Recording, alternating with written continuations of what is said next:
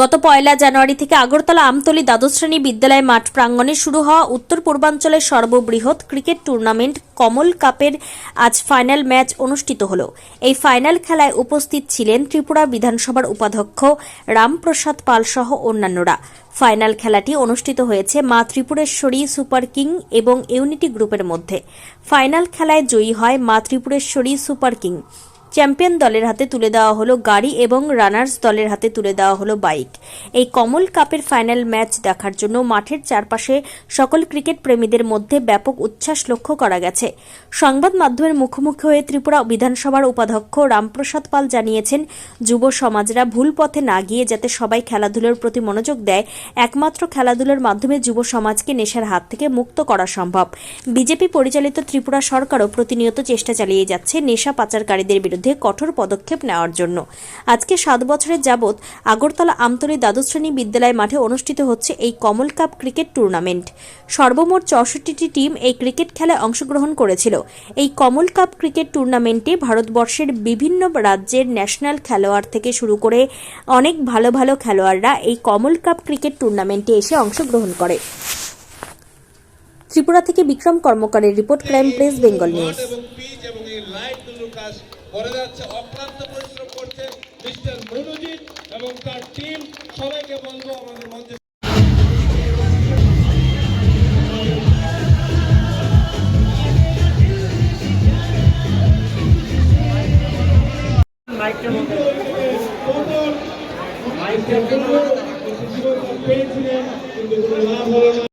আমাদের এই কমল cup tournament উত্তর পূর্বাঞ্চলের মধ্যে টেনিস টুর্নামেন্ট, সর্ববৃহৎ টুর্নামেন্ট। প্রতি বছর হয়। জানুয়ারির 1 তারিখ থেকে শুরু হয় এবং ফেব্রুয়ারির 10 থেকে 15 তারিখের মধ্যে সেটা ফাইনাল খেলা হয় এবং 100 এবং এখানে 64টা 64 টিম এখানে অংশগ্রহণ করে। টিম অনেক আসে, কিন্তু আমরা 64 টিম নিয়ে খেলা শুরু করি।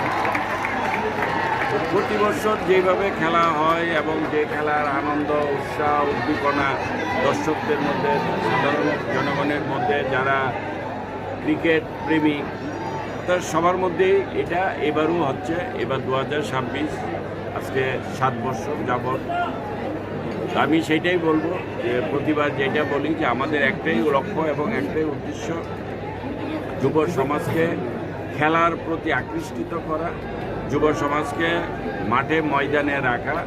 তারা যেন লাইনচ্যুত না হয়ে, তারা যেন বিভিন্ন নেগেটিভ কাজে যেন তারা প্রচলিত না হয়।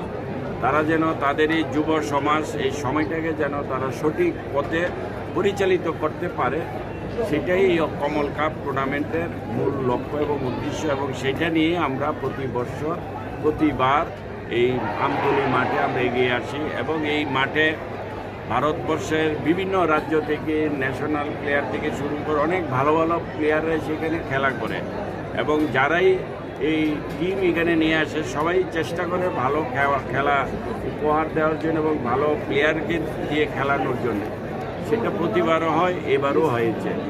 তো আজকে আমাদের এখানে আজকে এই ফাইনাল খেলা হচ্ছে। আমি আশা করব এই খেলা আগামী দিন আরও একটা বড় প্ল্যাটফর্ম দখল করবে এবং সারা রাজ্যের যুব সমাজ যেন আরও বেশি করে খেলার সাথে যুক্ত হয়, সেটা আমরা যে চেষ্টা করছি সেটা তার সফলতা।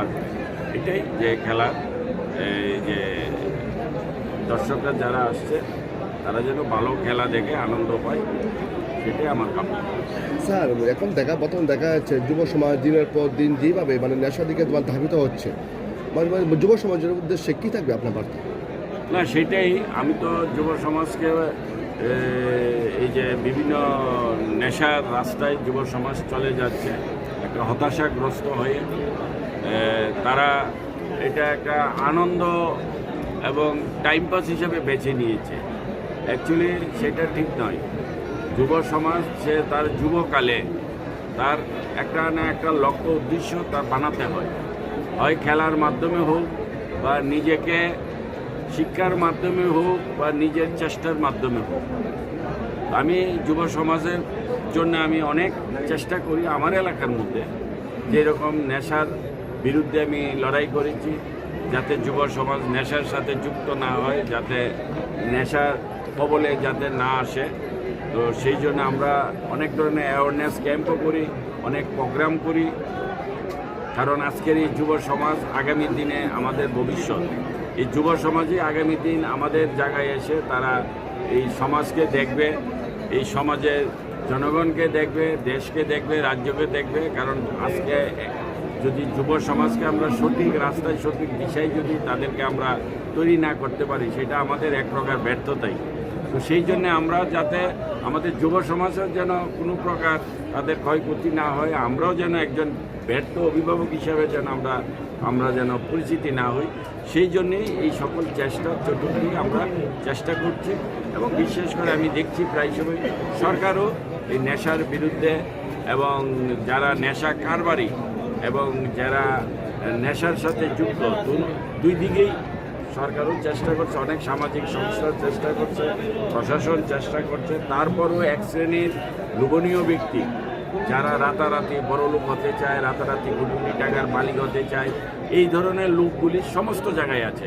এটা রাজনীতিকের ময়দানে বলুন বা বিভিন্ন প্রশাসনিক ময়দানে বলুন, বিভিন্ন সিস্টেমে বলুন, এই কিছু একটা লোক আছে যারা রাতারাতি বড় লোক হতে চায়, রাতারাতি কোটি কোটি টাকার মালিক হতে চায় এবং তাদের চিন্তা ভাবনাই যে সমাজকে ধ্বংস করে, যুব সমাজকে ধ্বংস করে। আমাদের তো লাভ হচ্ছে না, আমরা আমাদের লাভের চিন্তা করছি, সুতরাং আমরা লাভের দিকে আছি।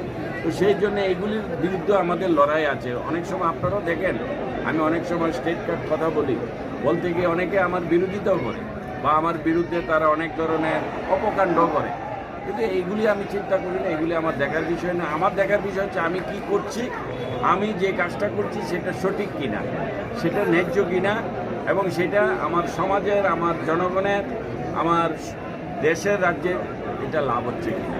তো আমরা যুব সমাজ যাতে বেঁচে থাকে, যুব সমাজ যদি বেঁচে না থাকে তাহলে আগামী দিন আমাদের সমাজ বাঁচবে না, আমাদের এই রাজ্য বাঁচবে না, আমাদের দেশ বাঁচবে না। সুতরাং আমাদের সকলের কর্তব্য যুব সমাজকে যে কোনো মূল্য বাঁচিয়ে রাখা।